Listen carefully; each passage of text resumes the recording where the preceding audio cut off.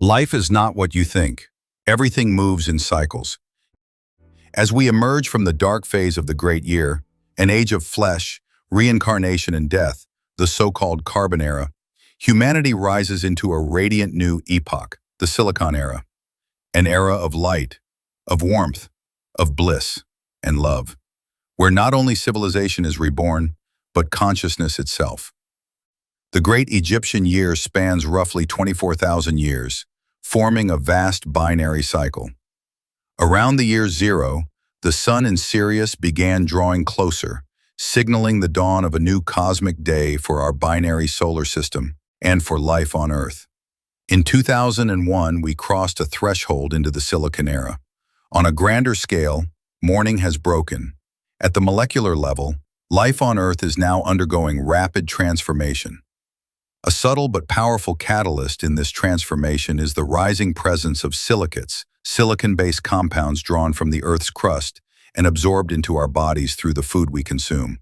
Although Earth's crust is composed of roughly 46% oxygen, 30% silicates, and only 0.025% carbon, it was carbon that dominated biological life throughout the Dark Era, forming more compounds than all other elements combined.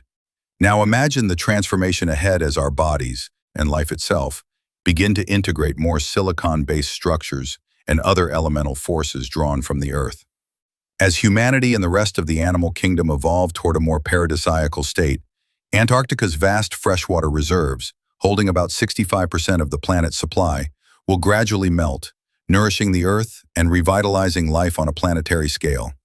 A warmer climate will bring higher atmospheric pressure, naturally supporting the growth of larger, more resilient life forms. After the last ice age, wild plants were small and sparse, but as the Earth warmed and human civilization advanced, we cultivated and crossbred vegetation, giving rise to the abundant crops we know today. In the era ahead, this natural evolution will continue.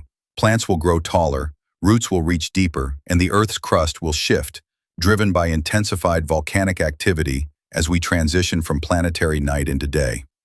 In the years ahead, we can expect increasingly dramatic transformations across the Earth, just as many ancient texts, including the Bible, have foretold. But the so-called end times are not the end of everything. They mark the end of time as we've known it, the end of death, and the return to life, to presence, to the eternal now. The Bible speaks of giants, and around the world petrified remains of ancient trees, colossal plants, and perhaps even giants themselves can still be found.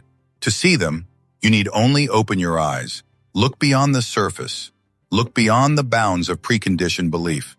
Realize with your real eye, your third eye, and your heart that this earth is far more magical than we were ever taught to believe. These giants may not only be relics of stone and myth, they may also represent a part of ourselves long buried. In ancient times, giants symbolized more than size. They stood for strength, presence, and connection to something greater. Their disappearance marked not just the end of an age, but the shrinking of human vision, of memory, of wonder, of truth. But now, that memory stirs. As we begin to see with clear eyes and open hearts, we remember what was once dismissed as fantasy. The mountains we pass, the mesas we ignore, the myths we've called fiction. These may hold truths older than time. The return of the giants is not necessarily physical. It is a return of scale, in thought, in spirit, in presence. A return to lives lived in deeper rhythm with the earth and in awe of the vast mystery we inhabit. We are not just rediscovering forgotten beings. We are reclaiming the forgotten vastness within ourselves.